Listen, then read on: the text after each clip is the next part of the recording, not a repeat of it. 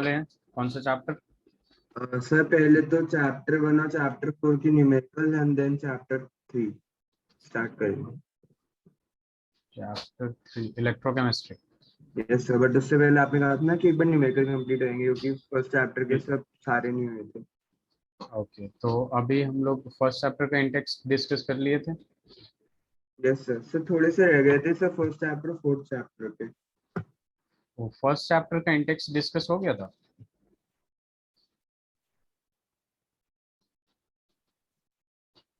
Sir एक okay,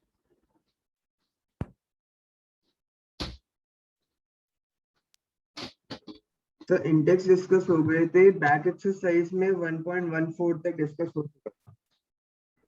1.14 तक, ठीक है। नेक्स्ट सर अगला पूछूं? जी।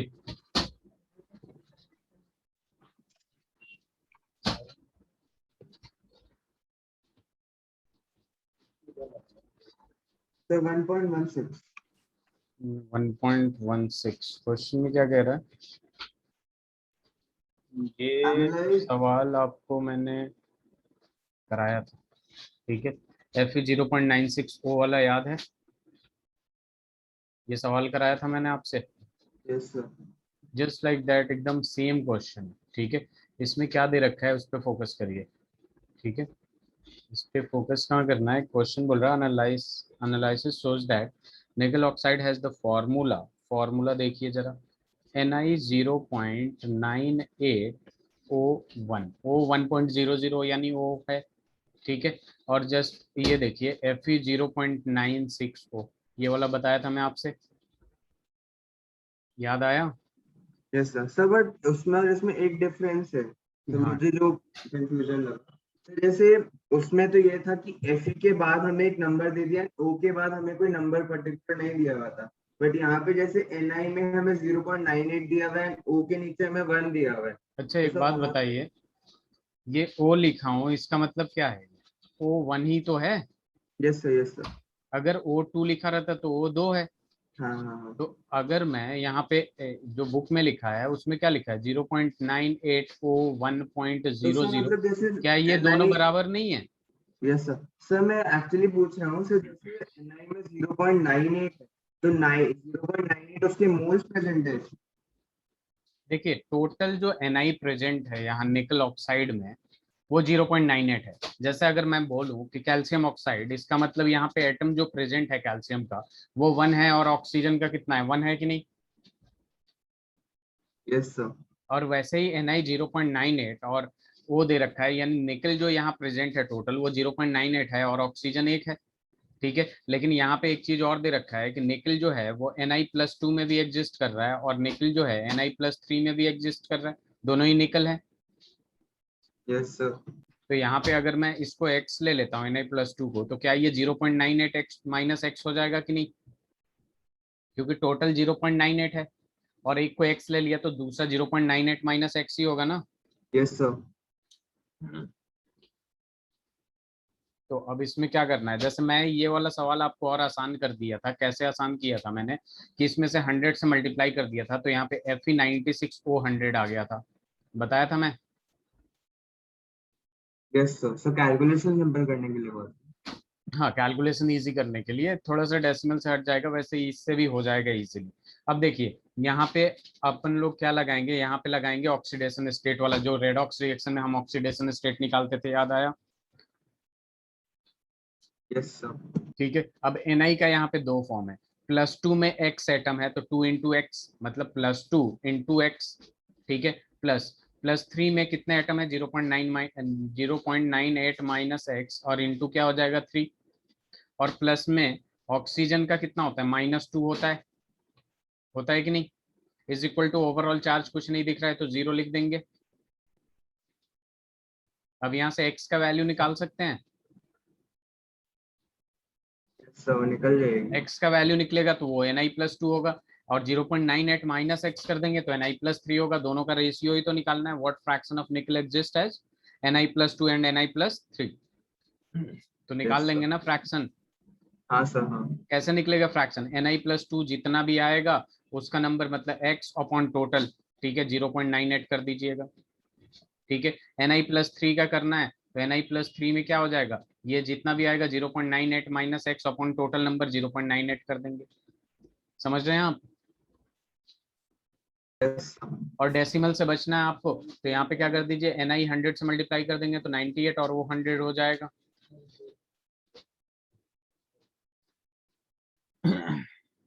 ठीक है Divyam, Yes, sir. Next. Sir एक सेकंड सर, ये लिख लो। Okay okay, take your time. Divyam, मैं ये भी कह रहा था कि जैसे कि अपने वीक में 2 क्लासेस होते हैं, तो आपके पास मेरा व्हाट्सएप नंबर भी है, तो आप Yes, sir. वीकेंड वगैरह पे इंटरेक्ट कर सकते हैं, क्वेश्चंस वहाँ सॉल्व कर लेंगे तो अपना सिलेबस टाइम से होता जाएगा। हाँ क्योंकि सर, उसमें कोई प्रॉब्लम नहीं। पिछले दो क्लास से हम लोग डिस्कशन ही कर रहे हैं। ठीक है, तो मैं सोच रहा था ओके। ऐसा कर लेते तो और अच्छा होता। हाँ सर, ठीक है, कोई प्रॉब्लम नहीं। And sir one more thing. Yes. Sir मेरे को अभी रिसेंटली कल ही मेरे को मेरा सिलेबस मिला है यूनिट टर्म का, जो हमारे स्कूल में 25 मार्क्स का एक पेपर होता है, जी जी। जो अराउंड 15 मार्क्स के उसमें एमसीक्यूज होते हैं, 10 मार्क्स के उसमें थ्योरेटिकल क्वेश्चंस होते हैं। एंड सर उसमें फर्स्ट 2 चैप्टर्स आ रहे हैं। आपके बस चैप्टर 1। सॉलिड स्टेट आ रहा है। Yes sir, solid state and solutions, ये दोनों। सॉल्यूशन हम लोग डिस्कस कर चुके हैं, यस सर। सर सॉलिड मैं स्टेट पूरा कर लेते हैं। हाँ सर। सर मैं आपसे चाह रहा था कि अगर आप मुझे चैप्टर के अंदर जो इम्पोर्टेंट टॉपिक्स हैं एक बार वो बता दीजिए, 1 मार्क या बड़े क्वेश्चंस के लिए, क्योंकि सर ओके मेरे पास हाफ अ डे रहेगा सर उसे प्रिपेयर करने के लिए, एग्जाम से मैं छुट्टी नहीं मिली। ओके ओके, ठीक है, वो मार्क कर दूंगा, प्लस मैं कुछ क्वेश्चंस मैं आपको पीडीएफ में भेज दूंगा, okay sir. Important questions. Sir एक बार लिख लो प्लीज। हाँ लिख लीजिए।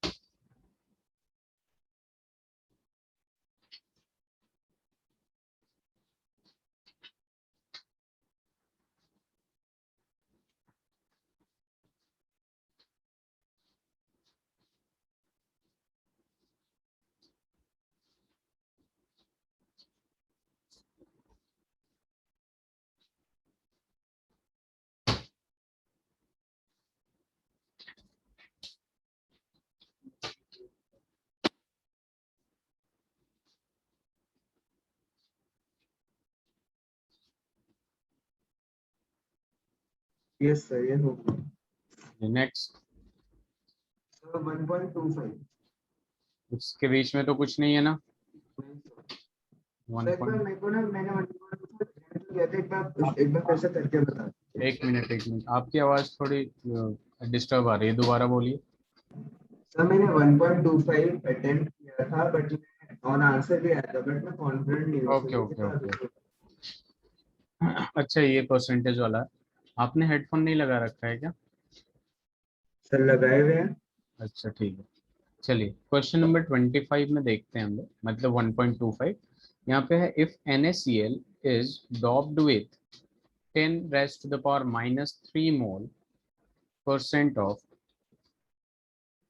SrCl2। ठीक है, what is the concentration of cation vacancies. Cation vacancies का हमें कॉन्सेंट्रेशन निकालना है।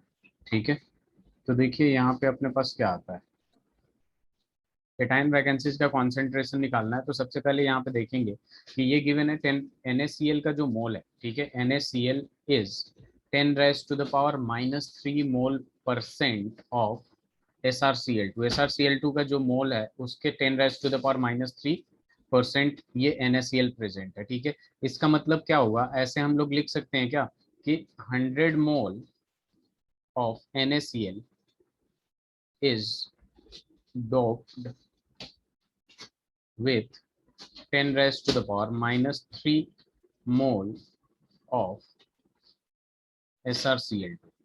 देखिए यहाँ पे बेसिकली क्या हो रहा है, परसेंट की बात कर रहा है। परसेंट का मतलब क्या होता है, 100 होता है। दिव्यम,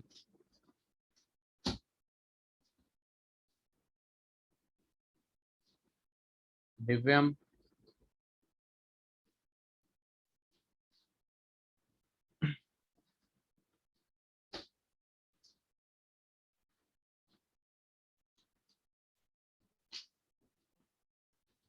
दिव्यम आर यू देयर? सर आप एक बार प्लीज रिपीट कर देंगे, मैंने ईयरफोन्स चेंज कर रहा था एक्चुअली। Okay okay. तो इधर देखिए, मैं कह रहा था कि यहाँ पे लिख रखा है NaCl is 10 raised to the power -3 mole % of SrCl2। इसका मतलब क्या हो गया? परसेंट का मतलब क्या होता है? 100 होता है कि नहीं? Yes sir. तो 100 होता है, परसेंट का मतलब 100। तो 100 mole of NaCl is doped with 10 raised to the power -3 mole of SrCl2। यही तो होगा। परसेंट का मतलब टोटल जो है होगा 100 होगा, जिसमें डोप्ड किया जा रहा है, ठीक है, वो कितना है? 10 raised to the power -3 mole of sir SrCl2 doped in the sense हमने उसके अंदर वो डाला। अब्सॉर्ब करवा दिया ना उसे। हाँ, डाला उसको, ठीक है, इतना हमने कर दिया है। 10 doped with 10 raised to the power -3 mole of SrCl2 हमने किया है। तो यहाँ से हम 1 मोल का निकालेंगे। ये क्या है? 100 मोल है। यहाँ क्या है आपका? 100 मोल ऑफ है। तो यहाँ पे 1 मोल का अगर निकालेंगे हम लोग, ठीक है, 1 mole of NaCl is doped with,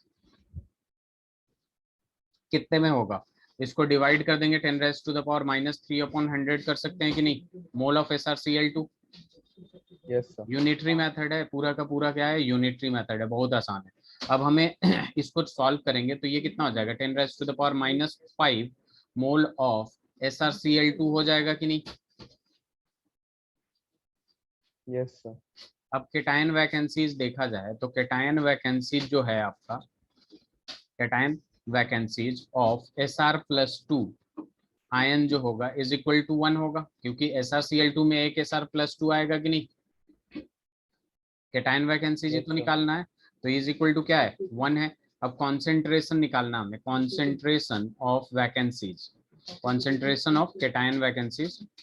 तो concentration of cation vacancies produced by, कितने से निकालना हमें? Produced by 10 raised to the power -5 mole of SrCl2, Sr+2 ion.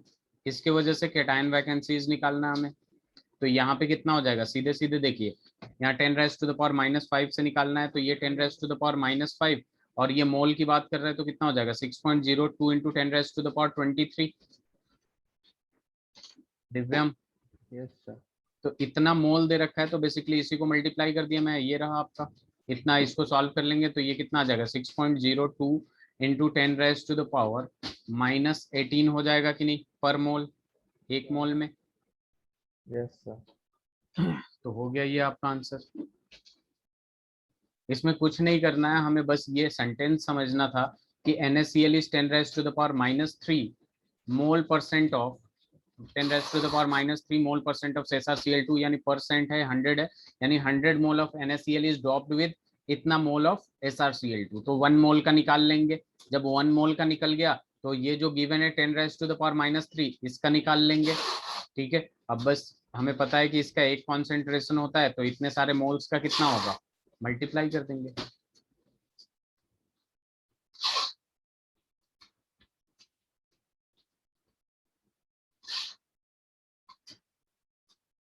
ठीक है, यस सर।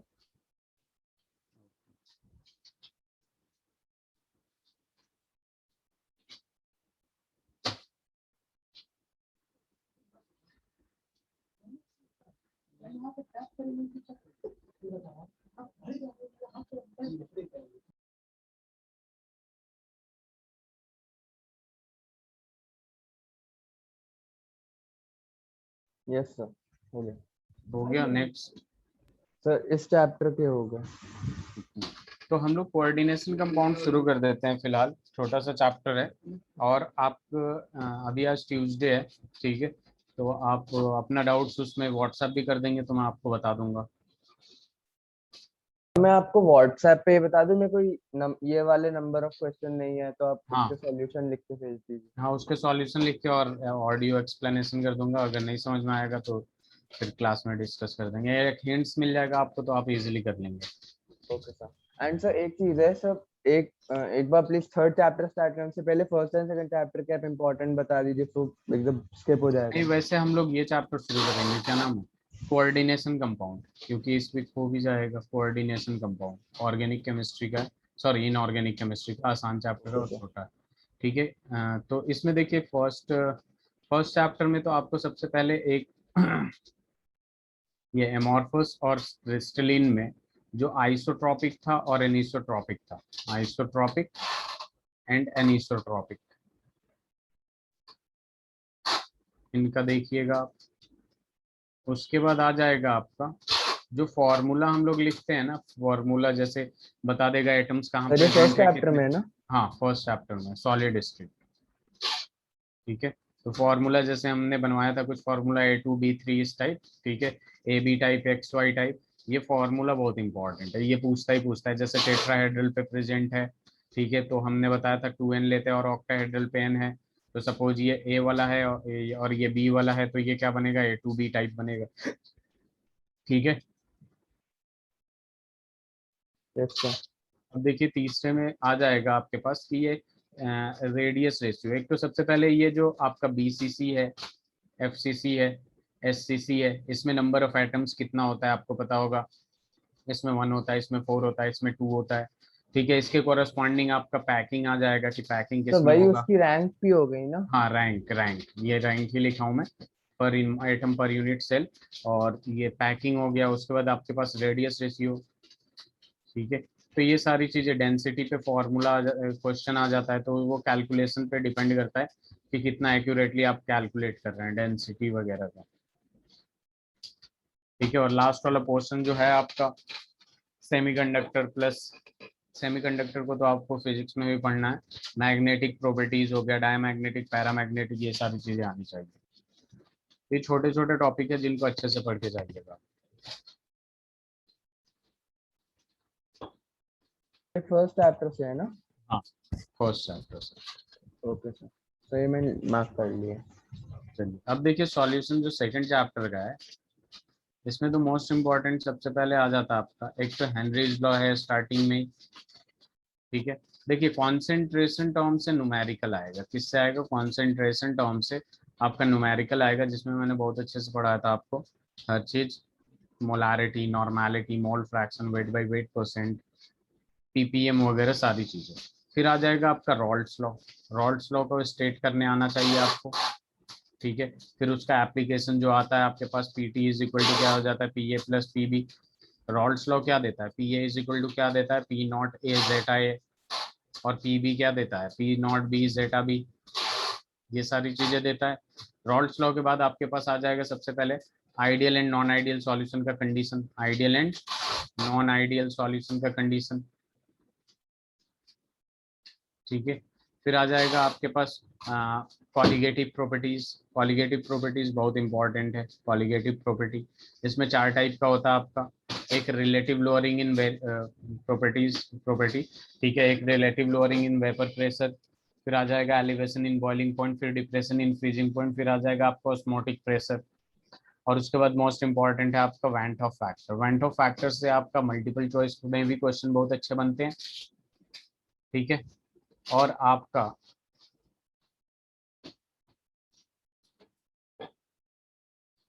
उसमें भी अच्छे क्वेश्चन बनते हैं, जिसको क्या कहते हैं हम लोग, सब्जेक्टिव।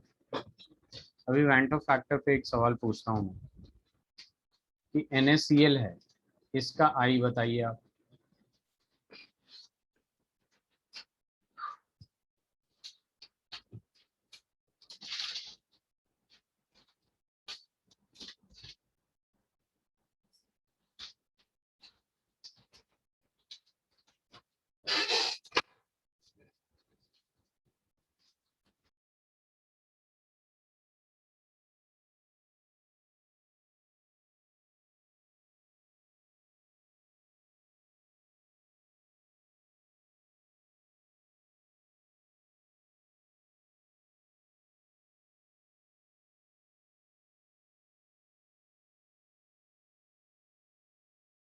हो गया एकदम। तो बता रहा हूँ सर, सर वैसे बाय द वे वो मैं कर दूंगा, but by the way went of factor exam में आ नहीं रहा है, तो शायद पिछली बार हटा था तो शायद इस बार भी हटा हुआ है। वैसे ये मतलब इम्पोर्टेंट है नीट और जेई के लिए भी। Okay okay sir. तो यहाँ तो हट जाएगा, लेकिन उसके बाद में दिक्कत हो जाता है। एक सेकंड में मार्क कर लूँ। ओके।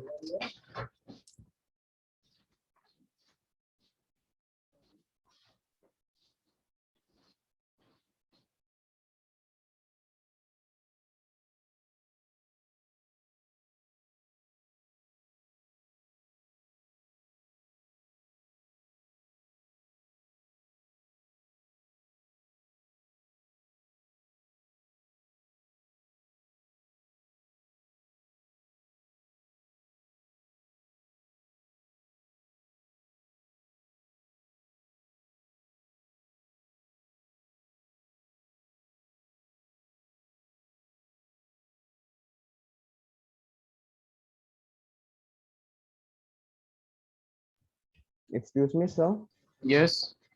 सर जैसे वैसे तो वेंट ऑफ फैक्टर में यही करेंगे ना कि जैसे NaCl है तो उसका normal molar mass and then abnormal molar mass से डिवाइड कर देंगे तो आ जाएगा। नहीं, वो हर जगह आप अप्लाई नहीं कर पाएंगे, तो बेस्ट यही है कि जो भी आपके डिसोसिएट हो सकते हैं NaCl, इसको जब डिसोसिएट करेंगे तो ये Na plus plus Cl minus होगा, होगा ना।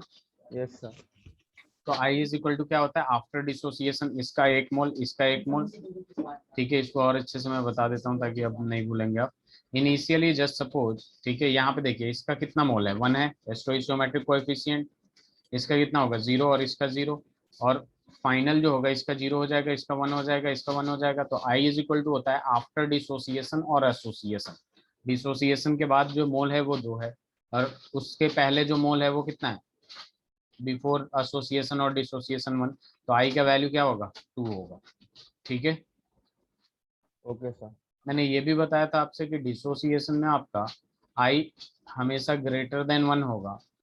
ठीक है, ग्रेटर देन 1 होगा, और एसोसिएशन में बेसिकली क्या हो जाएगा, वो I लेस देन 1 होगा। अंडरस्टूड है, क्योंकि आफ्टर डिसोसिएशन, डिसोसिएट होने के बाद मोर देन 1 ही बनेगा, और एसोसिएशन के बाद लेस देन 1 मतलब लेस देन 2 बनेगा। एसोसिएशन का मतलब क्या होता है, 2 या 2 से ज्यादा मिले, समझ रहे हैं आप। Yes sir. तो आफ्टर एसोसिएशन डिक्रीज कर जाता है और आफ्टर डिसोसिएशन इंक्रीज कर जाता है, इस वजह से ये होता है। क्लियर है। Okay sir. चलिए, तो इसमें वेंट ऑफ फैक्टर अगर नहीं आ रहा है तो उससे पहले आपको कॉलिगेटिव प्रॉपर्टीज आना चाहिए, चारों के चारों विद ग्राफ के साथ। मैं समझाया था कॉलिगेटिव प्रॉपर्टी क्या होता है। उसके पहले आपको ideal and non ideal solution आना चाहिए बहुत ही अच्छे तरीके से। आइडियल सॉल्यूशन क्या होता है, उसके कंडीशन क्या होते हैं, याद है ना। पेपर कब है आपका,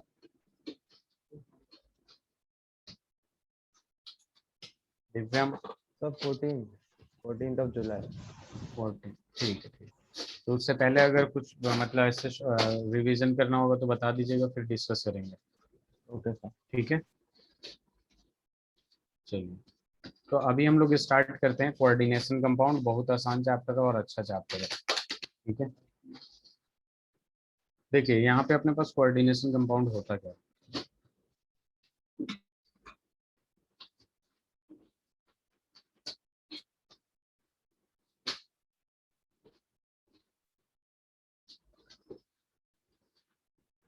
अगर हम कोऑर्डिनेशन कंपाउंड की बात करते हैं, ठीक है, तो कोऑर्डिनेशन कंपाउंड में अगर मैं आपको पहचानना है तो एक बात ध्यान दे दीजिएगा, ठीक है, कि कोऑर्डिनेशन कंपाउंड में आपके पास स्क्वायर ब्रैकेट जनरली होता है, जो कि दिख जाएगा आपको। ठीक है, इसमें क्या होता है, जैसे मान लीजिए FeCN का होल 6 और K4 लिखा हुआ है। ठीक है, तो ये होता है आपका कोऑर्डिनेशन कंपाउंड। ये क्या होता है आपका कोऑर्डिनेशन कंपाउंड, जिसका दूसरा नाम होता है कॉम्प्लेक्स कंपाउंड। क्या होता है, जिसका दूसरा नाम होता है complex compound. Sir is my voice yes audible? Sir जी। Voice audible? Sir is my voice audible? Yes, हाँ हाँ, हाँ हाँ, बहुत फास्ट बोल रहे हैं क्या आप। नहीं सर, वो एक सेकंड के लिए पता नहीं क्या हुआ, डिस्कनेक्ट हो गया था शायद, इससे मैंने कंफर्म किया। हाँ, थोड़े से फास्ट आवाज आ रही है आपकी, तेजी से। ठीक है, तो देखिए कॉम्प्लेक्स कंपाउंड या कोऑर्डिनेशन कंपाउंड क्या होता है, इस टाइप से होता है, जो उसे क्या कहते हैं, कोऑर्डिनेशन कंपाउंड। सबसे पहले इसको डिफाइन करते हैं हम। जनरली डी ब्लॉक एलिमेंट बनाते हैं, ठीक है, जनरली, मतलब और भी चीजें भी बना सकते हैं। देखिए इसमें अगर डिफाइन करेंगे तो कंपाउंड्स, सर ये इलेक्ट्रोकेमिस्ट्री का पहला टॉपिक है ना, कोऑर्डिनेशन। कोऑर्डिनेशन कंपाउंड ये पहला चैप्टर है, ये चैप्टर का नाम है इनऑर्गेनिक केमिस्ट्री में, फर्स्ट बुक में ही है ये भी। ठीक है दिव्यम।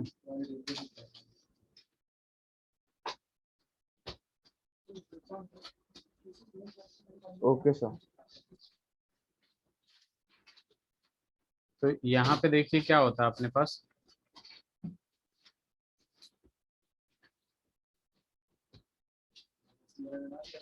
compounds form due to combination of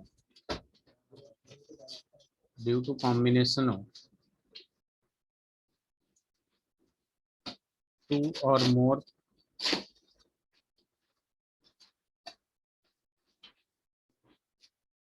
stable salts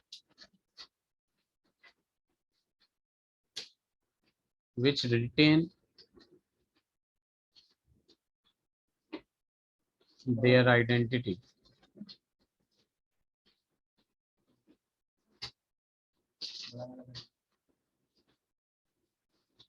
as well as in dissolved state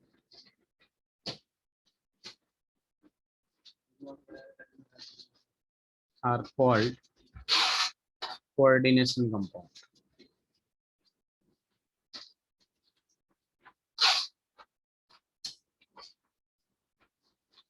तो देखिए यहाँ पे क्या है कि ऐसे कंपाउंड जो दो या मोर टू और मोर सॉल्ट से कंबाइन होके बने और अपना जो आइडेंटिटी है वो सॉलिड स्टेट में भी रिटेन करके रखें और डिजॉल्व्ड स्टेट में किसी सॉल्यूशन में जाएं तो भी वो रिटेन करके रखें, तो उन्हें हम क्या कहते हैं, कोऑर्डिनेशन कंपाउंड कहते हैं। क्लियर है।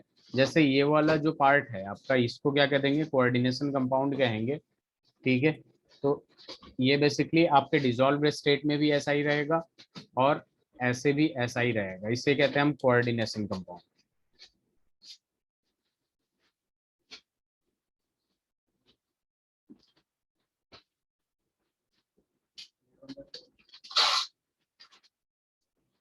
हो गया, लिख लिया आपने? 7 मिनट।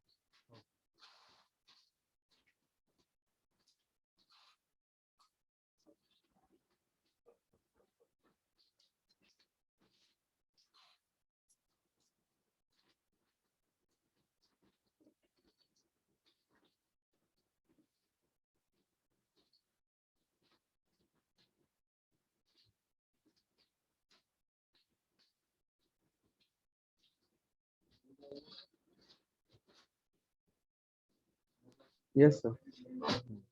देखिए यहाँ पे एक्चुअल में ये कोऑर्डिनेशन कंपाउंड आया आया कहाँ से, सबसे पहले बात आती है एडिशन कंपाउंड। एडिशन कंपाउंड में क्या होता है आपका कि जब दो या दो से ज्यादा सॉल्ट एक दूसरे से मिलते हैं और एक स्टेबल कंपाउंड बनाते हैं, उनको हम कहते हैं एडिशन कंपाउंड। तो इसको भी डिफाइन करते हैं हम लोग, compounds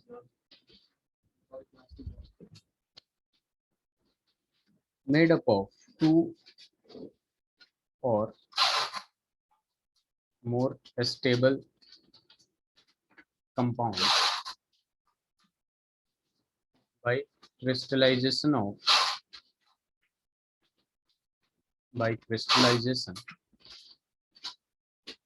in a fixed stoichiometric ratio,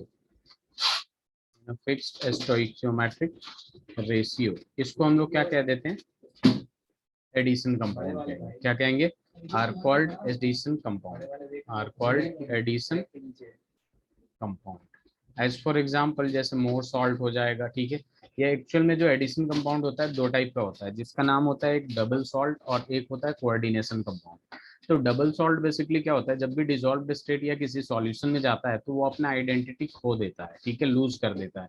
जबकि कोऑर्डिनेशन कंपाउंड ऐसा कंपाउंड होता है, ऐसा एडिशन कंपाउंड होता है जो डिसॉल्व्ड स्टेट में भी अपनी आइडेंटिटी को रिटेन करके रखता है। एज फॉर एग्जाम्पल हम लोग यहाँ लिख देंगे KCl plus MgCl2 plus 6H2O, ये आपको दे देगा KCl डॉट MgCl2 प्लस में, सॉरी, और प्लस में क्या आ जाएगा यहाँ पे, प्लस में नहीं, यहीं पे आ जाएगा आपका डॉट 6H2O। क्या आ जाएगा, डॉट 6H2O। इसको हम लोग कहते हैं मोर्स सॉल्ट। क्या कहते हैं, मोर्स सॉल्ट कहते हैं, ठीक है। तो ये बेसिकली क्या होता है आपका, अभी पता चलेगा कि ये सर जो प्रोडक्ट है उसको हमने मोर्स सॉल्ट का, हाँ, ये जो फॉर्मूला होता है वो मोर्स सॉल्ट का होता है, ठीक है। अब सर एक बस और, हाँ, सर यही फॉर्मूला है या जनरल कोई भी फॉर्मूला? यही फॉर्मूला होता है मोर्स सॉल्ट का, ठीक है। जैसे मान लीजिए अभी मैं बता रहा हूँ आपसे, ये पहले लिख लेते हैं CuSO4 डॉट 4NH3, इसको इस तरीके से लिखते हैं एडिशन कंपाउंड को। एक्चुअल में क्या होता है, जैसे आपका मान लीजिए ये वॉशिंग सोडा होता है, वॉशिंग सोडा क्या होता है, Na2CO3 डॉट 10H2O होता है कि नहीं, यस सर। ठीक है। तो बेसिकली ये जो fix number of water of crystallisation लगा हुआ होता है, ठीक है, इसको Na2CO3 भी लिखते हैं हम लोग, लिखते हैं कि नहीं। तो ये एग्जैक्ट फॉर्मूला हो जाता है। वैसे ही KCl डॉट MgCl2 जो होता है वो मोर्स सॉल्ट होता है, और इसमें 6H2O वाटर ऑफ क्रिस्टलाइजेशन होता है इन फिक्स्ड स्टोइचियोमेट्रिक रेशियो, ठीक है। तो ये मोर्स सॉल्ट है और ये एक कोऑर्डिनेशन कंपाउंड है, अभी पता चलेगा आपको, इसे लिख लीजिए। तो बेसिकली एडिशन कंपाउंड वो कंपाउंड होता है जब एक से ज्यादा कंपाउंड एक दूसरे से, एक से ज्यादा स्टेबल कंपाउंड मिलते हैं, ठीक है, और एक फिक्स्ड रेशियो में, उसे हम क्या कहते हैं, एडिशन कंपाउंड।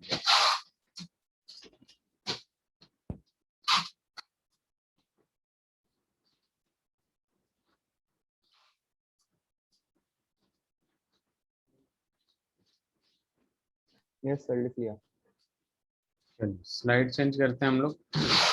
अब यहाँ देखेंगे एडिशन कंपाउंड। एडिशन कंपाउंड की जब बात करते हैं हम लोग, तो एडिशन कंपाउंड दो टाइप का होता है। कौन कौन सा, एक होता है डबल सॉल्ट, और दूसरा जो होता है वो होता है आपका कॉम्प्लेक्स कंपाउंड या कोऑर्डिनेशन कंपाउंड। कॉम्प्लेक्स कंपाउंड या फिर CPD का मतलब कंपाउंड है, इधर कॉम्प्लेक्स भी लिख देता हूँ, ठीक है। तो यहाँ देखेंगे हम लोग डबल सॉल्ट क्या होता है। डबल सॉल्ट वो कंपाउंड होता है, वो एडिशन कंपाउंड होता है जो अपना आइडेंटिटी रिटेन ना कर पाए सॉल्यूशन में, ठीक है। तो इसमें लिख सकते हैं those addition compound, those which lose their identity, which lose their identity in solution are called double salt, are called double salt। उन्हें क्या कहते हैं हम लोग, डबल सॉल्ट कहते हैं। फॉर एग्जांपल जैसे मान लीजिए आपने ही लिया यहाँ पे,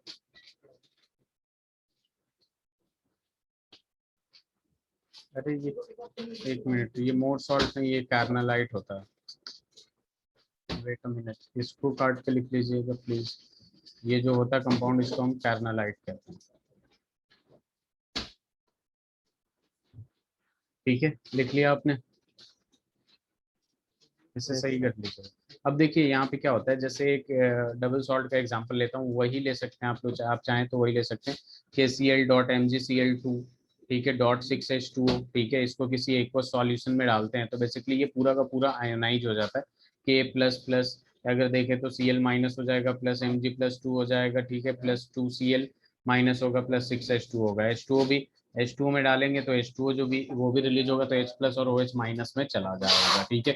तो ये क्या होता है आपका कार्नालाइट होता है। क्या होता है, कार्नालाइट, ठीक है। एक और एग्जांपल देंगे हम लोग यहाँ पे, अभी जस्ट मोर सॉल्ट ध्यान में आया, यहाँ पे लिखिए FeSO4 डॉट NH4 का होल ट्वाइस डॉट SO4, और फिर आ जाएगा 6H2O डॉट 6H2O, ठीक है।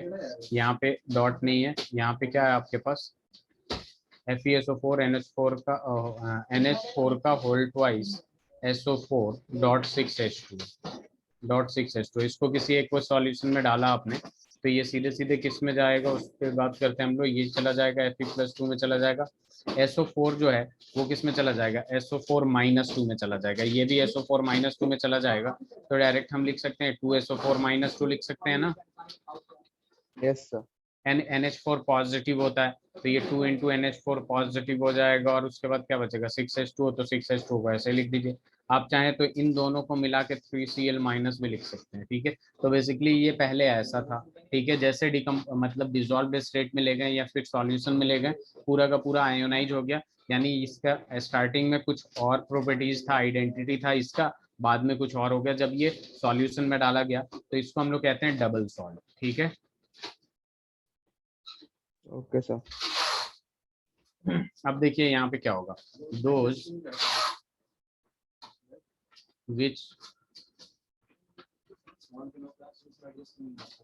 those the addition compound which retain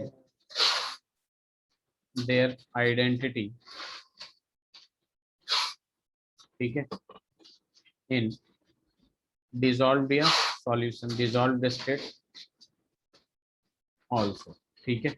उसको हम लोग क्या कह देंगे, कॉम्प्लेक्स कंपाउंड कह देंगे। एज फॉर एग्जांपल यहाँ पे हम लोग ले लेते हैं K4 वाला ही ले लेते हैं, तो K4FeCN का होल 6 और ये हो सकता है, ठीक है। तो ये देखिए जब भी इसको अगर आप इसमें डालें, किसी सॉल्यूशन में डालें, तो ये बेसिकली क्या होगा, K यहाँ से बस आयोनाइज होगा, K आयोनाइज होगा, K पे +1 होता है तो 4 हो गया, तो यहाँ पे बेसिकली 4K पॉजिटिव बाहर निकल जाएगा, और यहाँ पे एक K पे, K का मतलब क्या, पोटेशियम +1 होता है तो 4K बाहर निकला, तो +4K हो गया।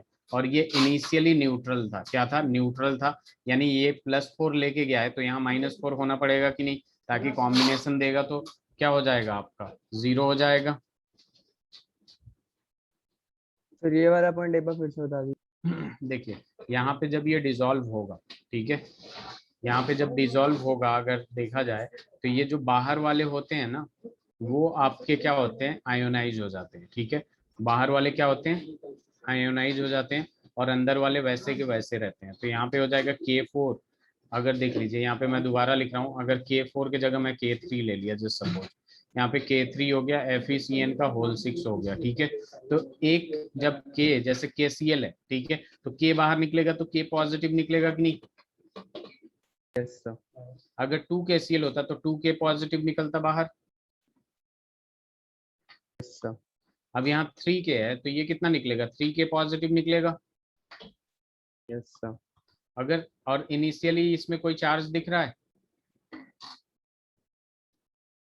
चार्ज सर दिख रहा है इसमें, के में नहीं नहीं पूरे कंपाउंड में जिसको घेर नहीं दिया सर, हूं मैं, नहीं नहीं चार्ज नहीं। नहीं दिख रहा है। इसका मतलब ये प्लस में निकला, +3 इसमें से निकाल दीजिएगा, तो ओवरऑल चार्ज जो इस पे आएगा वो -3 आएगा कि नहीं। Yes sir. जैसे मान लीजिए NaCl होता है, अगर इसको अलग करता हूं मैं तो Na+ आता है, तो इस पे Cl- आता है। या फिर H2SO4 जो होता है आपका, इधर से निकलते हैं तो 2H+ निकलता है, तो ये SO4 पे कितना चार्ज आता है, -2 आता है कि नहीं। Yes sir.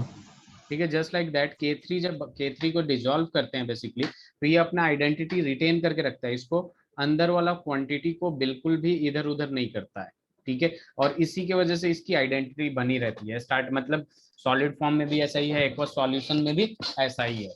क्लियर है। Yes sir. लिख लीजिए इसे। सर आप एक बार कॉम्प्लेक्स कंपाउंड की डेफिनेशन रीड आउट कर देंगे। कॉम्प्लेक्स कंपाउंड यहाँ वाला या उधर वाला, सर ये यहाँ पर जो लिखा है ना आपने, those which. Those which, those compounds लिख लीजिए, दोज कंपाउंड्स या फिर those addition compounds which retain their identity in dissolved state also या इन सॉल्यूशन आल्सो, उसे हम लोग कहते हैं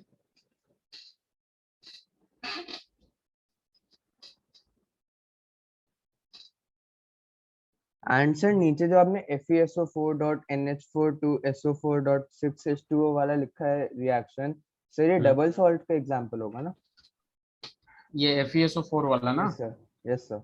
क्यों, हाँ हाँ होगा, क्योंकि ये स्टार्टिंग में ऐसा था, सब कंबाइन था और सबके सब टूट गया कि नहीं। Yes sir. चलिए।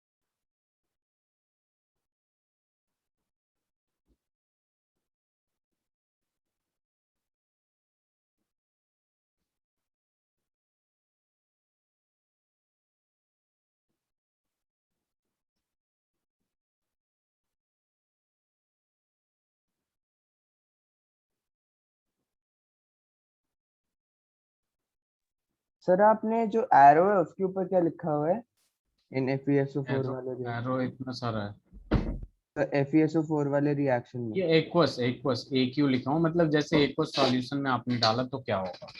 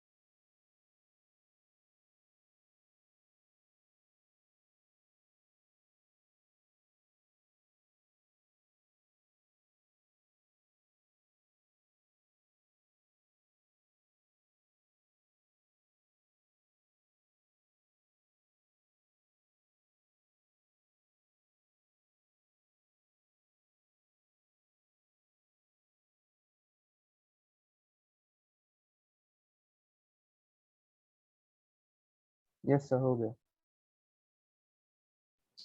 एक मिनट दिव्यम, हो गया पूरा। यस सर ये लिख लिया।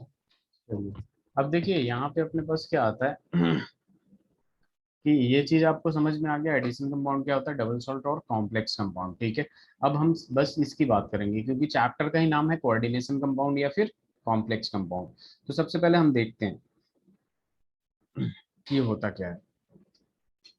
पर डबल सॉल्ट और आगे नहीं होगा मतलब वहीं नहीं पर नहीं, है? वो वहीं तक था एग्जाम में भी वो। उतना ही आएगा हाँ, कि डेफिनेशन उतना ही दूसरी होता है है। ज्यादा? एनसीईआरटी में शायद इसका नाम भी नहीं दिया है, बस फॉर्मूला दिया है। ठीक है, मोरसॉल्ट और कार्मेलाइट वगैरह का। अब देखिए यहाँ पे जो चीजें होती हैं कोऑर्डिनेशन कंपाउंड में, कुछ टर्म्स होता है जैसे हम लेते हैं कोऑर्डिनेशन स्फीयर। कोऑर्डिनेशन स्फीयर ध्यान से देखिएगा क्योंकि ये नाम है और याद रखना पड़ेगा। फिर ये हो जाएगा आपका कोऑर्डिनेशन एंटिटीज। क्या हो जाएगा, कोऑर्डिनेशन एंटिटीज। ठीक है, उसके बाद आ जाता है आपका central metal atom. Central metal atom या फिर आयन। फिर चौथा आ जाता है आपके पास लिगेंड। क्या आ जाता है, लिगेंड। उसके बाद आ जाता है आपके पास काउंटर आयन। क्या आ जाता है, काउंटर आयन। ये दो टाइप का होता है, एक पॉजिटिव काउंटर आयन होता है और एक नेगेटिव काउंटर आयन होता है। क्लियर है।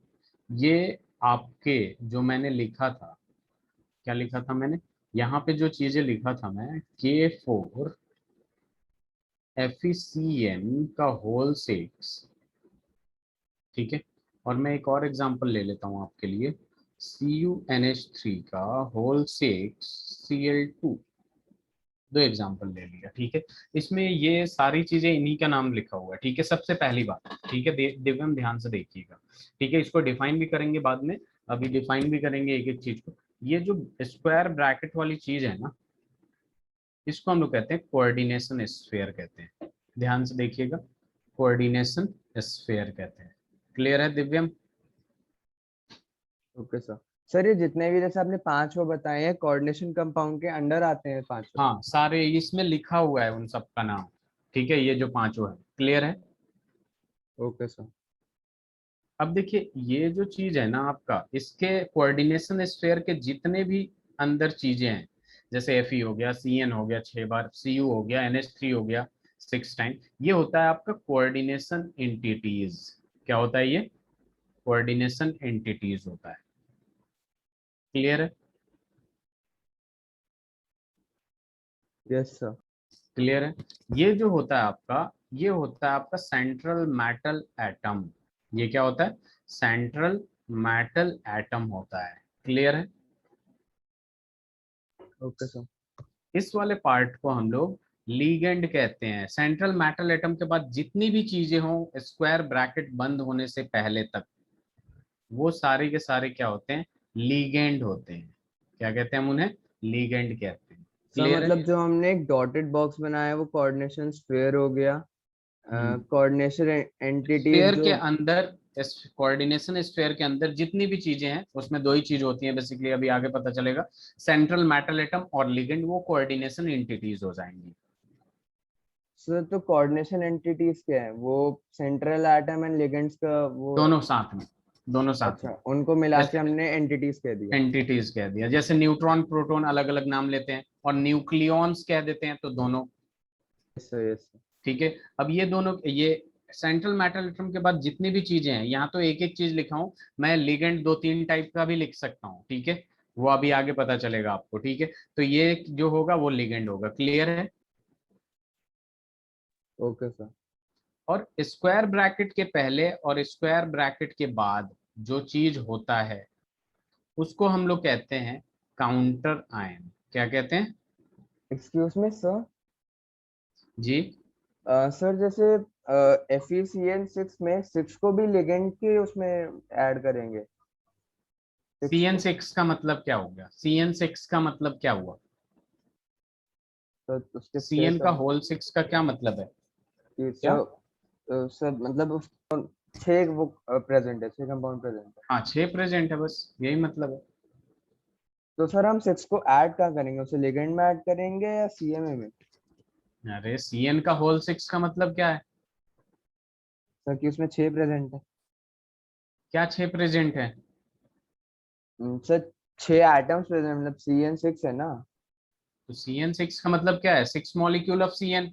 यस छः। सर। 6 सी एन प्रेजेंट है, ये दिखाता है ना बस। तो सिक्स को क्यों अंदर मिलाएंगे? मतलब ये है कि इसमें 6 सी एन है, ठीक है। यानी लिगेंड जो है वो 6 है। Okay sir. सेम टाइप का है लेकिन 6 है। ओके एक सर। टाइप का है, 6 है। और जो ब्रैकेट से पहले और ब्रैकेट के बाद होता है उसको काउंटर आयन कहते हैं। अगर पहले होगा तो वो हमेशा पॉजिटिव काउंटर आयन होता है, पॉजिटिव काउंटर आयन होता है। और राइट हैंड साइड पे होगा, ब्रैकेट के बाद होगा, तो वो होगा नेगेटिव काउंटर आयन। क्या होगा? Negative negative counter counter. Ion.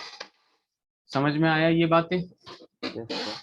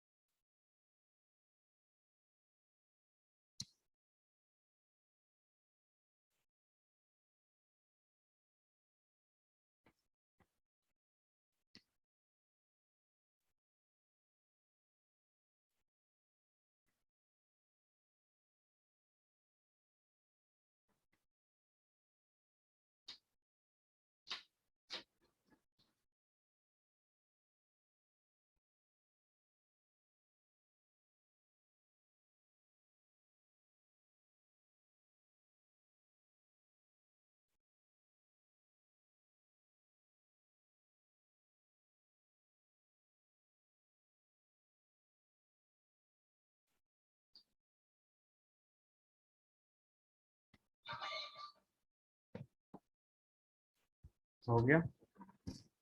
सब बस होने वाला है।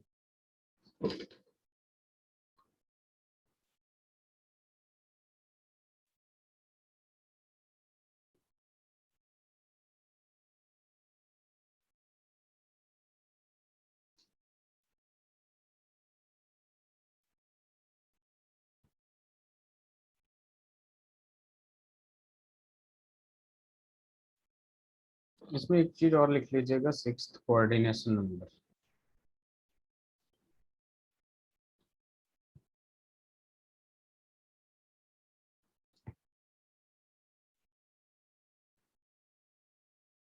तो कोऑर्डिनेशन नंबर वही हो गया ना, नंबर प्रेजेंट है, फॉर एग्जांपल 6 है यहाँ। हाँ, बेसिकली बॉन्ड होता है ये। अभी आपको पता चलेगा कि लिगेंड जो होते हैं ना, कोई कोई अकेले 2 बॉन्ड बनाता है, कोई अकेले एक ही बॉन्ड बनाता है। तो बेसिकली ये बॉन्ड होता है, कोऑर्डिनेट बॉन्ड कितना बना रहा है, ठीक है।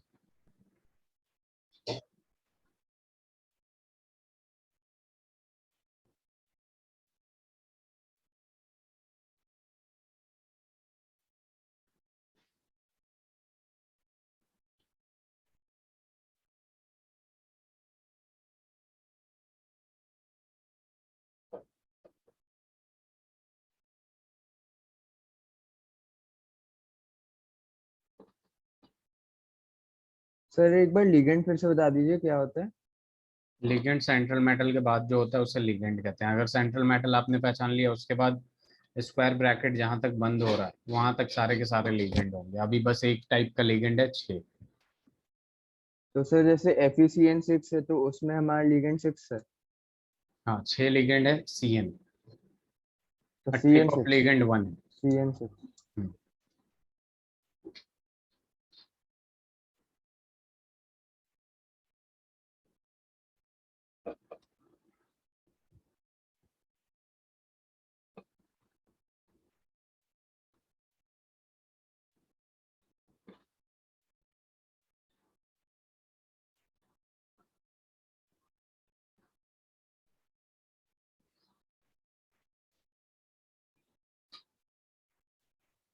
एंड सर जो काउंटर पॉजिटिव है जैसे Cl2 है तो वो काउंटर पॉजिटिव हुआ। काउंटर नेगेटिव काउंटर है ना, ये नेगेटिव लिखा हूं ना मैं। काउंटर आयन जो होते हैं वो स्क्वायर ब्रैकेट के स्टार्टिंग में होंगे या फिर एंड होने के बाद होंगे। लेफ्ट हैंड साइड पे या राइट हैंड साइड पे, वो बाहर ही आते हैं स्क्वायर ब्रैकेट के। लेफ्ट हैंड साइड पे होंगे, स्टार्टिंग में होंगे, पॉजिटिव काउंटर आयन कहेंगे। और राइट हैंड साइड एंड में होंगे तो उसे क्या कहेंगे, नेगेटिव काउंटर आयन कहेंगे। क्लियर है? Okay sir. हो गया। 1 सेकेंड।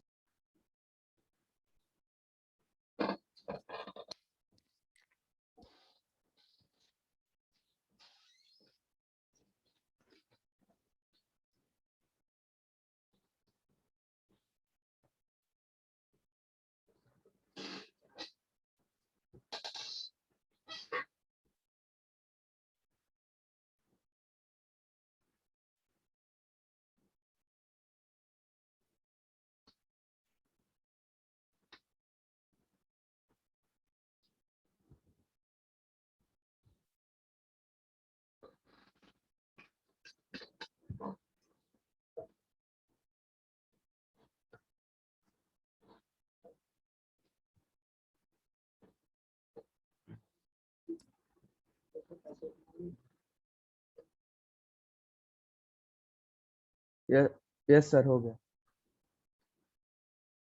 अब देखिए इसी सब चीज को डिफाइन कर रहा हूं मैं, ठीक है। सबसे पहले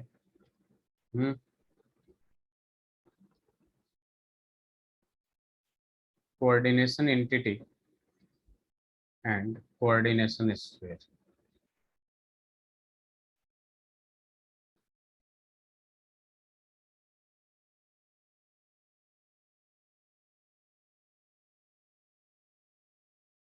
तो इसको डिफाइन करते हैं। ऑलरेडी मैं बता चुका हूँ कोऑर्डिनेशन एंटिटी क्या होता है। तो यहाँ लिखेंगे, it constitute central metal atom और ion bonded to a fixed number of ions or molecules with coordinate bond।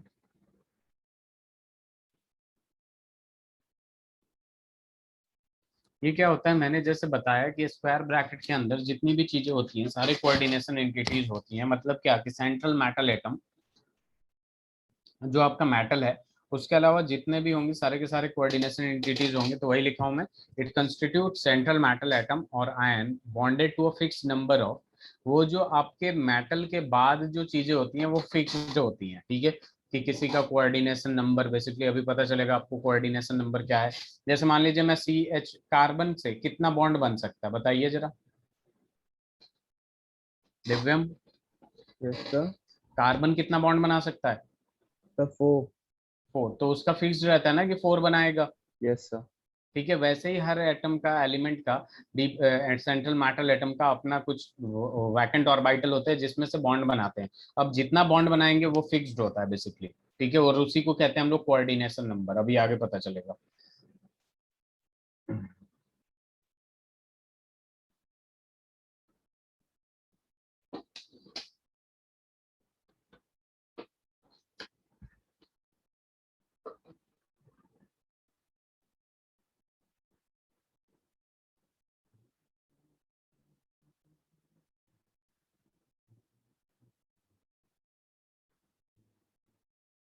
हो गया। चलिए दूसरा डेफिनेशन लिखते हैं हम लोग, central matter. 1 second. Central matter atom बहुत आसान है। इसका क्या हो जाएगा? The coordination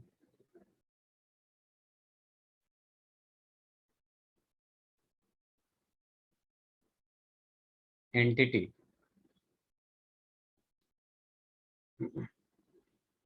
atom or ion to which a fixed number of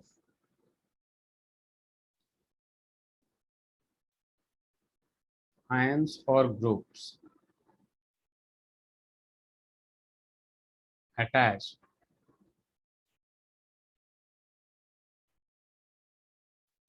in a definite geometrical arrangement, in a definite geometrical arrangement around it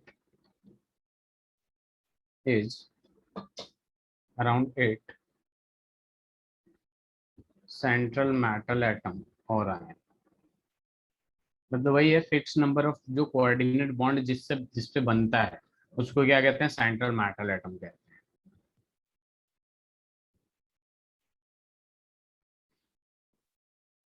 और एक बात हमेशा ध्यान में रखिएगा, यहाँ लिख देता हूँ कि ये लेविस एसिड होता है। यहाँ पे सेंट्रल मेटल जो होता है बेसिकली वो एक्ट करता है, it acts as Lewis acid, क्योंकि ये इलेक्ट्रॉन लेता है। लेविस एसिड, इसके पास लेविस वैकेंट एसिड क्या ऑर्बिट। होता है? एसिड, एसिड और बेस पता है क्या होता है? Yes sir. क्या होता है एसिड? तो एसिड्स वो जिनका पीएच वैल्यू 7 से कम होता है, एंड बेसिस जिनका ज्यादा होता है। और भी तरीके होते हैं, अगर पीएच नहीं है तो कैसे बताएंगे? और भी तरीका बताइए। रिएक्शन में कैसे पता चलता है कि एसिड और बेस है? तो अगर वो पॉजिटिव की तरफ है तो फिर वो एसिडिक होगा, अगर वो नेगेटिव की तरफ है तो वो बेसिक होगा। NaCl is a basic. NaCl basic हो गया? नहीं सर, सॉरी, NaCl एसिड, क्योंकि सर वो सोडियम है ना। इसे लिख लीजिए, फिर मैं एक्सप्लेन करता हूँ।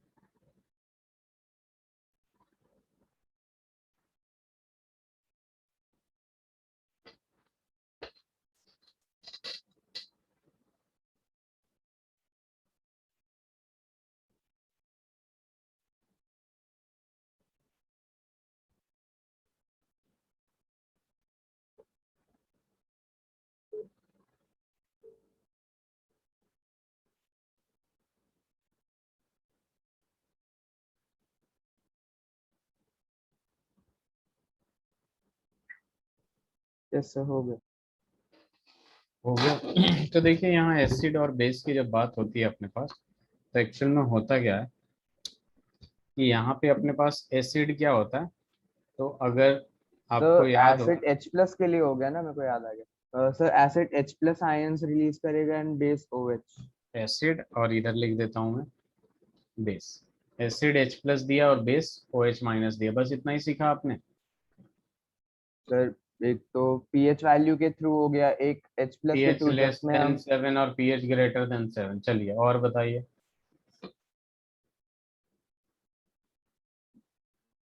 ब्लू जब हमें लिटमस को रेड में चेंज करता है, ब्लू लिटमस टू रेड में चेंज करेगा एंड वो रेड को ब्लू में। रेड, और ये क्या कर देगा? Red red to to blue. Blue करेगा। और ये इलेक्ट्रॉन एक्सेप्टर होता है, ये इलेक्ट्रॉन विड्रॉर होता है, विड्रॉ करता है, बेसिकली इलेक्ट्रॉन विड्रॉ करता है, और ये इलेक्ट्रॉन डोनर होता है।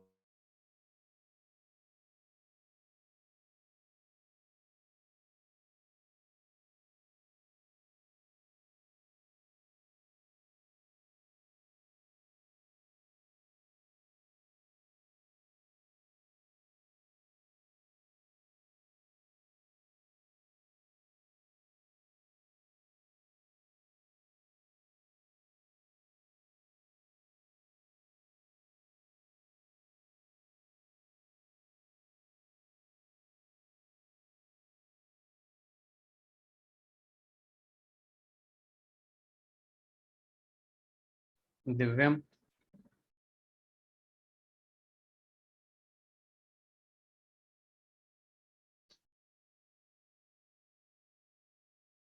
दिव्यम,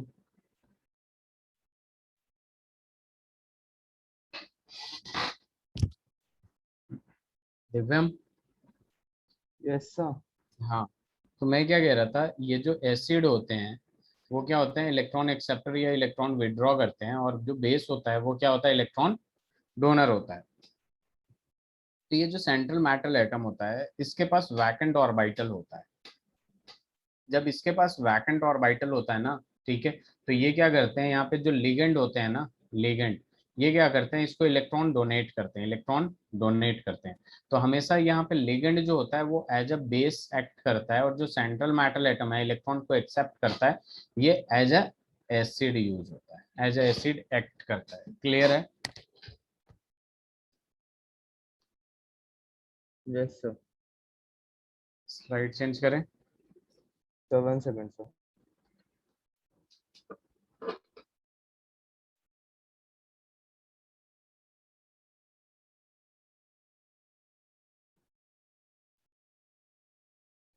यस सर। चलिए, अब देखिए अपने सर पास क्या आपने आता वहां है। पे क्या हाँ, लिखा हुआ है, ligand? Ligand, ligand word use. आवाज नहीं आ रही है दिव्यम। सर मैं पूछा था, जैसे पिछली स्लाइड में आपने एक वर्ड यूज किया था लिगेंड, है ना? हाँ हाँ हाँ। तो उसका क्या मतलब हुआ, लिगेंड यूज करते हैं? Ligand, yes sir. लिगेंड मैंने आपको बताया नहीं, लिगेंड क्या होता है। नहीं सर।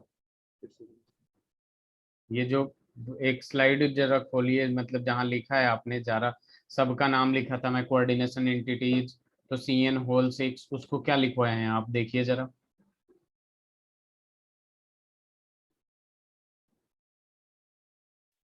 दिखा दिव्यम? यस सर, मतलब वो बेस होता है ना, जो हाँ, वो लिगेंड है बेस वो हो, बेस हो गया ना। वो बेस होते हैं क्योंकि इलेक्ट्रॉन पेयर डोनेट करते हैं। ठीक है। Okay sir. क्लियर है ना? Yes sir. अब देखिए लिगेंड्स को डिफाइन करेंगे यहाँ पे। लिगेंड्स बेसिकली यहाँ कोऑर्डिनेट बॉन्ड बनता है, तो लिगेंड्स को डिफाइन करते हैं, तो ये क्या होता है, the donor atom or molecules or ions which donates a pair of electron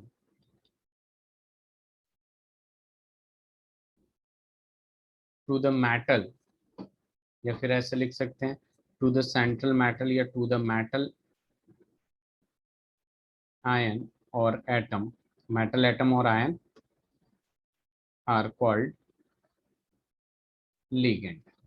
अब लिगेंड यहाँ पे इलेक्ट्रॉन डोनेट करता है, तो इस वजह से इसका नाम क्या होता है, ये क्या होता है आपका, एज अ बेस ट्रीट होता है।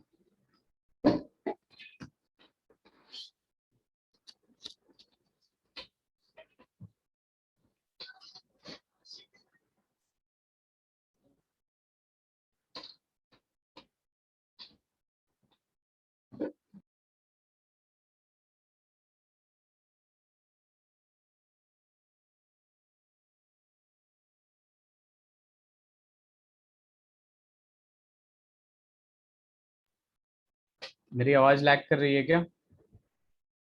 तो पहले कर रही थी। अच्छा, तो डोनर एटम जो होता है, जो बेसिकली इलेक्ट्रॉन को डोनेट करता है, ठीक है, वो लिगेंड होते हैं। और किसको डोनेट करता है? सेंट्रल मेटल एटम को डोनेट करता है।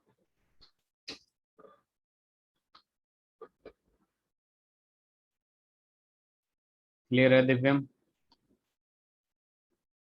Yes sir. अब देखिए यहाँ पे बात आ जाती है कोऑर्डिनेशन नंबर की। तो मैं एक बात बता देता हूँ आपसे, जो जितना बॉन्ड बनाता है ना, जितना बॉन्ड बना है सेंट्रल मेटल एटम के साथ लिगेंड, वही आपका कोऑर्डिनेशन नंबर हो जाएगा। ठीक है, तो यहाँ पे बेसिकली कोऑर्डिनेट बॉन्ड बनता है, तो यहाँ पे हम लिख सकते हैं इट इज डिफाइंड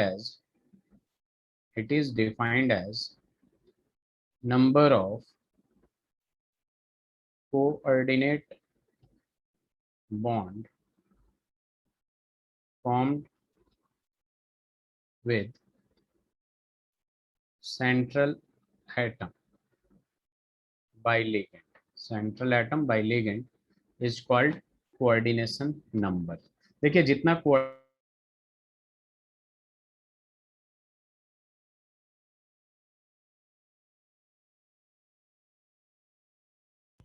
सर आपकी वॉइस फिर से लैग कर गई है एंड वीडियो पॉज हो तो गया। वो दो यूज करेंगे तो 4 बॉन्ड बनाएगा कि नहीं? सर समझ नहीं आया, आपकी वॉइस लैग कर गई थी, एक बार फिर से बता दीजिए।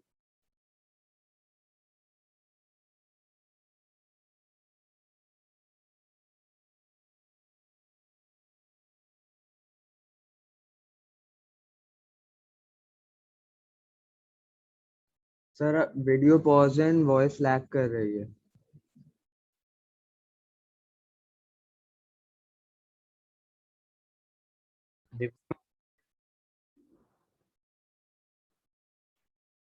दिव्यम, यस सर।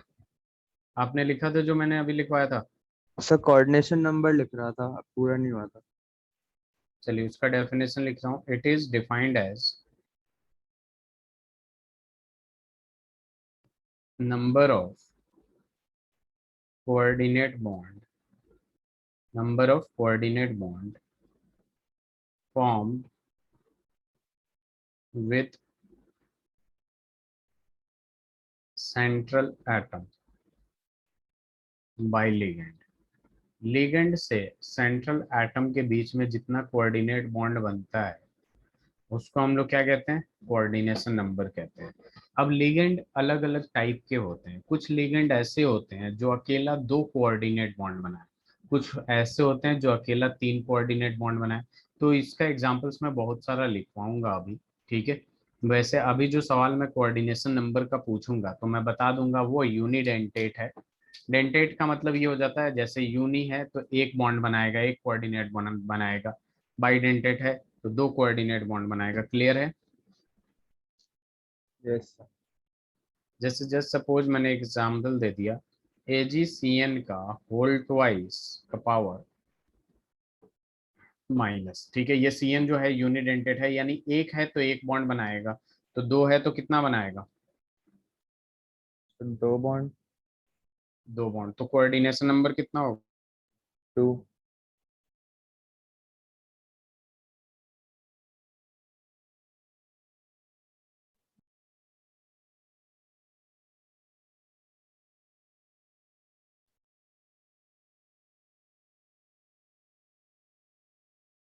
अकेला कितना बॉन्ड बनाएगा? बाइडेंटेट का क्या मतलब? सर आपकी वॉइस लैग कर गई, कुछ समझ ही नहीं आया। मैं कह रहा हूं कि एक अकेला,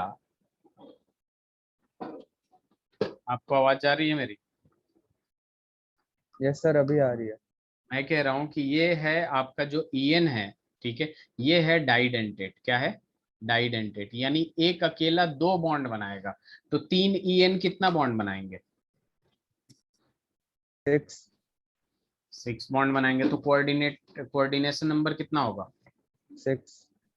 वेरी गुड। तो यहाँ पे सर अगर मेरे को एक डाउट है। जी पूछिए। सर जो आपने सबसे पहले लिखवाया था, तो जैसे आपने एग्जांपल दिया था CuNH3 6 Cl2, जिसमें से आपने कहा था कि जो 6 है वो कोऑर्डिनेशन नंबर है। बेस, हाँ वेरी गुड। तो सर उस हिसाब से तो यहाँ पे जैसे 3 है, क्योंकि वो बॉक्स में है, वो कोऑर्डिनेशन नंबर नहीं होना चाहिए। क्या ये EN वाला? ये सर EN के बाद जैसे 3 लिखा है ना। हाँ, तो इसका कोऑर्डिनेशन नंबर कितना होना चाहिए उसके हिसाब से? 6। मतलब 6 होना चाहिए, तो 6 तो होता है। देखिए यहाँ पे मैंने 3 लिखा है, दिव्यम ध्यान से देखिए, मैंने वहां क्या एग्जांपल दिया था, CuNH3 का होल 6 दिया था और Cl2 ये दिया था। Yes sir. इसका कोऑर्डिनेशन नंबर कितना है? सर 6। 6। इसका कोऑर्डिनेशन नंबर कितना होना चाहिए आपके अकॉर्डिंग? सर 3। 3 होना चाहिए। एक्चुअल में ये जो NH3 है ना, ये NH3 हुआ, Cn हुआ, H2O हुआ, ये सारे के सारे यूनिडेंटेट है। यूनिडेंटेट का मतलब ये ऐसे लिगेंड है जो एक कोऑर्डिनेट बॉन्ड बनाएंगे। और ये जो En है उसका मैंने क्या लिखा है, डाइडेंटेट लिखा है। क्या लिखा है मैंने? डाइडेंटेट, यानी ये अकेला 2 बॉन्ड बनाएगा। तो 3 है तो कितना बॉन्ड बनाएगा? 6। तो 6 सर बनाएगा। तो सर मेरे को ये याद रखने पड़ेंगे कि ये पर्टिकुलर कंपाउंड यूनिडेंटेंट है and ये डाइडेंटेंट है। एग्जैक्टली ये प्रैक्टिस इतना हो जाएगा कि याद हो जाएगा। Okay sir. अभी हम नेक्स्ट क्लास में टाइप्स ऑफ लिगेंड वगैरह करेंगे, ये कोऑर्डिनेशन नंबर सबका लिख लीजिए, ठीक है। नेक्स्ट क्लास में टाइप ऑफ लिगेंड करेंगे तो on the basis of charge divide करेंगे, on the basis of denticity divide करेंगे। डेंटिसिटी का मतलब यही हो जाता है कि कितना बॉन्ड बनाएगा। तो यूनिडेंटेट होता है, बाइडेंटेट होता है, ट्राइडेंटेट होता है, पॉलीडेंटेट होता है, हेक्साडेंटेट होता है, बहुत सारे डेंटेट होते हैं।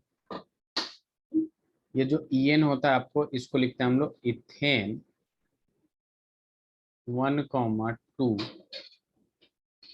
डाइअमीन। इसका जो स्ट्रक्चर होता है ये ऐसे होता है, CH2 NH2। ये अगर आपने ऑर्गेनिक सही से पढ़ा होगा तो इसका आपने स्ट्रक्चर भी बना लिया होगा। अब इस पे 2 लोन पेयर होता है, तो इधर से डोनेट करता है और इधर से यूं दिख रहा है 2 बॉन्ड बना रहा है कि नहीं? Yes sir.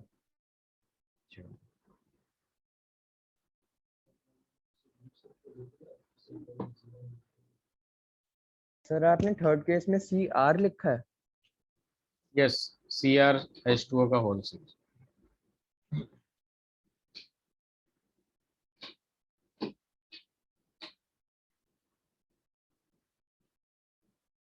हो गया दिव्यम? सर बस होने वाला है। ओके, आपको समझ में आ रहा है ना? अब सारी चीजें डिस्कस हो रही हैं। कुछ यस सर। चीजें आप खुद से भी डिस्कस किया करिए। कभी कभी मैं डिस्कस ना करूं तो सर ये डिस्कस करना है। जैसे NCERT मुझे लगता था आप कर रहे हैं, कभी डाउट्स नहीं पूछा आपने। जब तक करेंगे नहीं हम लोग तब तक कुछ नहीं हो पाएगा।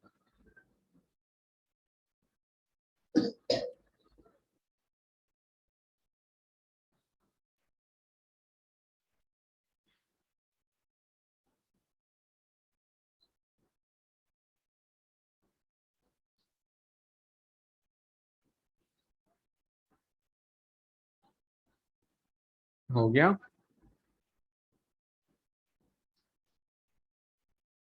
Yes sir. चलिए अब एक टॉपिक डालिएगा, कोऑर्डिनेशन पॉलीहेड्रॉन। इसको डिफाइन करते हैं, फिर इसका देखेंगे क्या होता है। कोऑर्डिनेशन पॉलीहेड्रॉन जो होता है बेसिकली लिगेंड का अलग अलग सर स्पेशियल अरेंजमेंट काउंटर होता है। आयन के कोई डेफिनेशन नहीं होती पॉजिटिव काउंटर। काउंटर आयन का डेफिनेशन क्या होगा, ये जस्ट स्टेबलाइज करता है बेसिकली कंपाउंड को। अगर कंपाउंड पे पॉजिटिव चार्ज आ जाता है तो नेगेटिव काउंटर आयन जाके जुड़ता है और उसको स्टेबलाइज करता है, उस चार्ज को खत्म करता है। अगर नेगेटिव चार्ज आ गया तो पॉजिटिव आयन जाके उसको स्टेबलाइज करता है। अभी जब हम लोग नेक्स्ट क्लास में वो पढ़ेंगे ना, क्या नाम है, वर्नर थ्योरी, तो वहां पे डिफाइन हो जाएगा the spatial arrangement of ligand, the spatial arrangement of ligand around central atom or ion is called coordination polyhedron. It's called coordination polyhedron.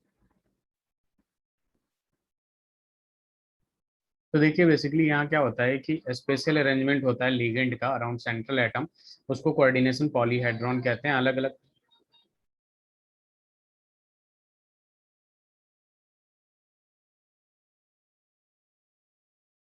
देखिए इधर, तो दिव्यम यहाँ पे स्पेशियल अरेंजमेंट कैसे होता है उसकी बात करते हैं हम लोग। ठीक है, कोऑर्डिनेशन नंबर 4 हो सकता है, 5 हो सकता है, उन सब के लिए एग्जांपल मैं दे रहा हूँ मैं। यहाँ पे जस्ट सपोज एम यहाँ है आपका, एम सेंट्रल मेटल हो गया, कुछ आउट ऑफ द प्लेन होंगे ligand, 2 out of the plane, 2 inside the plane. ये आपने 11th में भी पढ़ा होगा। और ये हो जाएगा आपका एल एल। ठीक है, अभी एक और होता है आपका स्ट्रक्चर, ऐसे बना सकते हैं हम लोग। इसका स्ट्रक्चर का नाम भी लिख लीजिए, इसका स्ट्रक्चर का नाम होगा ऑक्टाहेड्रल। ठीक है, अब यहाँ पे देखिए एम जो है, एक तो लिगेंड ऐसे चला जाएगा, एक लिगेंड ऐसे चला जाएगा, एक लिगेंड ऐसे चला जाएगा और एक लिगेंड। ठीक है, ये टेट्राहेड्रल होता है। एक आता है आपका मेटल। तो एक बार फिर से एक्सप्लेन कर देंगे। देखिए यहाँ पे सेंट्रल मेटल मेटल के अलोंग जो लिगेंड होते हैं वो अलग अलग पोजीशन पे होते हैं। ठीक है, उसी स्पेशियल अरेंजमेंट को, ठीक है, हम लोग क्या कहते हैं, कोऑर्डिनेशन पॉलीहेड्रॉन कहते हैं। बेसिकली क्या कहते हैं? Coordination polyhedra. हाँ, कोऑर्डिनेशन पॉलीहेड्रॉन। ठीक है, मतलब ये हो जाता है कि जैसे मान लीजिए यहाँ पे है लिगेंड, अलग अलग लिगेंड है। तो यहाँ पे एक पहले ये आउट ऑफ द प्लेन है, जैसे ये क्या है आपके पास, डैश्ड और वेज है। ठीक है, डैश्ड डैश्ड और वेज आपने पढ़ा है ना? No sir. आपने उसमें नहीं पढ़ा, टेट्राहेड्रल स्ट्रक्चर में? नहीं sir, actually dash the wedge कहीं पे भी वर्ड नहीं आया था 11th में, आई स्टिल रिमेम्बर। एनसीईआरटी में है, पता नहीं। एनसीईआरटी में डैश्ड लाइन जो होता है, ठीक है, डैश्ड लाइन जो होता है इनटू द पेज जाता है। और जो ये सॉलिड है, जैसे ये 3D स्ट्रक्चर है, तो 3D में ये क्या है, अपना जो इस लैपटॉप है ये तो 2D में है, जो स्क्रीन है लैपटॉप का वो 2D में है कि नहीं? Yes sir. अब यहाँ पे क्या होता है, बेसिकली जो डैश्ड है ना वो इनसाइड द प्लेन जाता है, मतलब उस साइड जाएगा, और जो सॉलिड में है वो आउटसाइड द प्लेन जाएगा। ठीक है, तो अगर लिगेंड अलग अलग होंगे, तो अगर उनका पोजीशन चेंज करेंगे तो ये आइसोमेरिज्म नहीं आता। सर वो आता है। हाँ, तो आइसोमेरिज्म बेसिकली अलग अलग अरेंजमेंट के, स्पेशल अरेंजमेंट को, जस्ट सपोज यहाँ पे CN था पहले और यहाँ पे NO2 था, तो मैंने इसको चेंज करके इधर उधर कर दिया। ठीक है, तो जो लिगेंड के रिस्पेक्ट में स्पेशल अरेंजमेंट होता है उसको कोऑर्डिनेशन पॉलीहेड्रॉन कहते हैं। Okay sir. समझ में आया? अब ये हो जाएगा आपका स्क्वायर प्लेनर हो जाएगा एक, 2 और बचा है अपने पास। ठीक है, अब अपने पास इससे भी आ सकता है, ये L हो गया, ये आउट ऑफ द प्लेन हो गया। ठीक है, L, एक L इधर, एक L इधर, एक L इधर। ठीक है, ये ट्राइगोनल बाई पिरामिडल होगा, पिरामिडल। एक और बचता है आपका, तो यहाँ पे आपने लिख देते हैं। इंटेंशनली बीच में ट्रायंगल्स बनाए हुए हैं ना? ट्राइंगल्स कहाँ बना हुआ है ये? तो हाँ। अच्छा। ये सिंपल ये लाइन। डैश वो सॉलिड लाइन है, हाँ। ओके। आपने आपने 3D में 11th में CH4 का स्ट्रक्चर नहीं देखा है? सर वो ऐसा होता देखा है है। नहीं टेट्राहेड्रल। सर वो देखा है, आई हाँ, थॉट वो जब आपने बनाया ना टेट्राहेड्रल था, आई थॉट कि आपने ट्रायंगल के उसमें कहीं एक्सप्लेन नहीं किया। नहीं नहीं, नहीं ऐसा नहीं। समझ में आया? एक सॉलिड है और एक वेज है, डैश्ड है, sorry. Okay sir.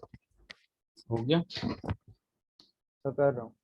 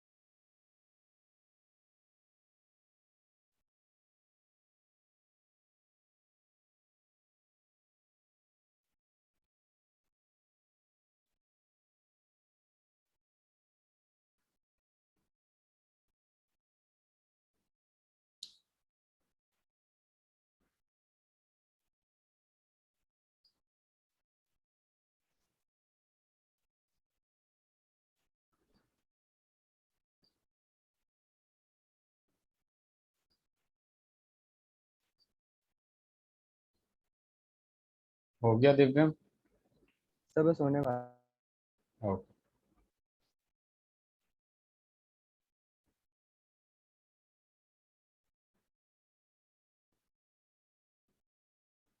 Excuse me sir. Yes. तो सर मतलब अगर एग्जाम में आता है तो ऐसा आएगा कि उन्होंने हमें कहा कि इसकी डेफिनेशन बताओ एंड ऑक्टेड्रल से रिलेट करके बताओ तो ये डायग्राम बना दे। ये सारी चीजें मतलब स्टार्टिंग की है, धीरे धीरे ये आपकी आगे बढ़ते जाएगी। आप देखिए ना, जैसे ये ऑक्टाहेड्रल टेट्राहेड्रल ये क्यों कहलाता है सब कुछ पता चलेगा। जैसे 11th क्लास में आपने हाइब्रिडाइजेशन के हिसाब से करते थे, हाइब्रिडाइजेशन के हिसाब से हम ज्योमेट्री बताते थे ना यस सर। ऑक्टाहेड्रल, तो उसके हिसाब से करेंगे। ठीक है, ओके सर। तो चलिए फिर आज क्लास यहीं पे ऑफ करते हैं हम लोग। ठीक है, ओके सर। बाकी नेक्स्ट क्लास में कंटिन्यू करेंगे। चलिए ठीक है, थैंक यू।